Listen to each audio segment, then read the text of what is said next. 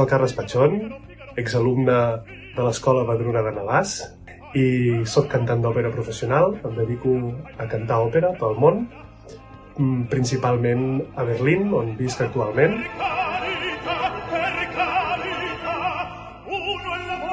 Una de les anècdotes que més recordo de l'escola, que estaria molt relacionada, és que quan jo vaig començar a endinsar-me en el món de la música, vaig formar un grup de rock amb els companys que jo tenia a l'institut, i podem dir que aquell grup es va formar pràcticament a l'escola.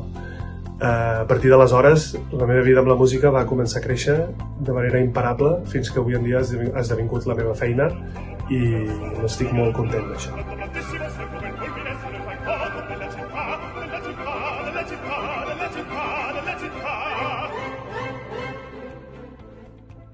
A part d'això, l'institut em va ajudar molt a poder desenvolupar la meva selectivitat i poder entrar a la universitat. I, evidentment, em van formar no només a nivell tècnic, per dir-ho d'alguna manera, sinó que també em van formar com a persona i amb valors. Això és el tresor que jo porto de l'escola arreu i que sempre, cada dia, quan he de prendre una decisió o quan he de fer una cosa d'una determinada manera, sempre penso en com em van ensenyar a l'escola de Navàs.